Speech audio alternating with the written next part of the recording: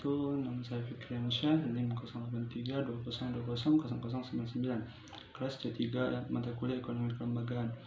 Saya akan menjelaskan tentang karakteristik kelembagaan.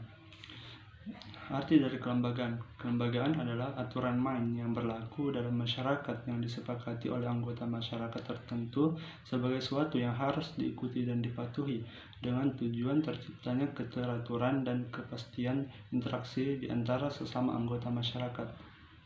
Menurut Nord, pada tahun 1990 membagi kelembagaan menjadi dua, yaitu kelembagaan informal adalah kelembagaan yang keberadaannya di masyarakat umum tidak tertulis seperti adat istiadat, tradisi, pamali, dan lain sebagainya. Yang kedua itu kelembagaan formal. Kelembagaan formal adalah peraturan tertulis seperti perundang-undangan, kesepakatan, perjanjian kontrak, peraturan bidang ekonomi, bisnis, politik, dan lain sebagainya. Menurut Wolfgang Casper dan Manfred Streit, pada tahun 1998 membagi kelembagaan berdasarkan yang pertama itu kelembagaan internal. Kelembagaan internal adalah institusi yang tumbuh dari budaya masyarakat seperti nilai-nilai kearifan lokal yang hidup di masyarakat. Yang kedua itu kelembagaan eksternal. Kelembagaan eksternal adalah institusi yang dibuat oleh pihak luar kemudian diberlakukan pada suatu komunitas tertentu. Contoh regulasi produk pemerintah. Organisasi versus kelembagaan. Menurut Nord, pada tahun 1990, organisasi adalah kumpulan individu yang terikat oleh kesamaan tujuan dan berupaya untuk mencapai tujuan tersebut untuk kepentingan bersama. Contohnya yaitu organisasi tim olahraga sepak bola, di mana banyak orang terlibat baik sebagai pelatih, pengurus organisasi, pemain, dan lain sebagainya dengan tujuan bagaimana memenangkan pertandingan.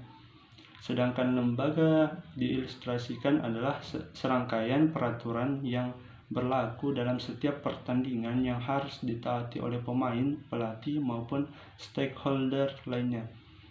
Dinamika kelembagaan. Kelembagaan atau institusi bersifat dinamis. Keberadaannya dalam suatu komunitas selalu berubah, beradaptasi terhadap perubahan yang terjadi dalam komunitas tersebut. Berdasarkan atas cepat atau lambatnya perubahan, Oliver Williamson pada tahun 2000 menganalisis perubahan institusi dalam 4 tingkatan, yaitu perubahan kelembagaan yang terjadi pada yang pertama itu level sosial masyarakat, yang kedua level kelembagaan formal institutional environment. Yang ketiga itu level tata kelola governance, dan level continue. Yang pertama itu level sosial. Perubahan kelembagaan pada level sosial masyarakat adalah perubahan yang terjadi pada kelembagaan yang keberadaannya telah menyatu dalam sebuah masyarakat sosial seperti norma, kebiasaan, tradisi, hukum adat. Yang kedua itu level kelembagaan formal. Menurut Williamson pada tahun 2000, kelembagaan formal adalah kelembagaan yang kelahirannya umumnya dirancang secara sengaja seperti perundang-undangan, konstitusi yang dibuat oleh lembaga legislatif pemerintah. Yang ketiga itu level tata kelola governance.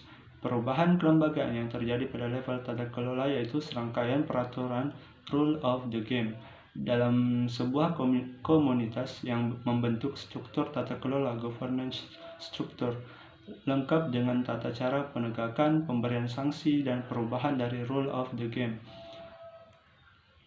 Level continue. Perubahan ini berlangsung kontinu sepanjang waktu mengikuti perubahan insentif ekonomi, harga alokasi, sumber daya, dan tenaga kerja.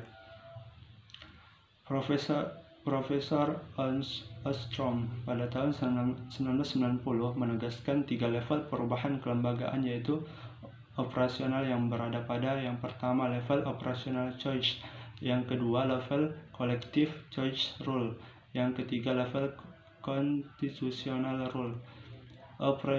Operational rule adalah aturan main yang berlaku keseharian, yaitu aturan yang ditemukan dalam sebuah komunitas, organisasi, atau kelompok masyarakat mengenai bagaimana interaksi antar anggota komunitas tersebut seharusnya terjadi.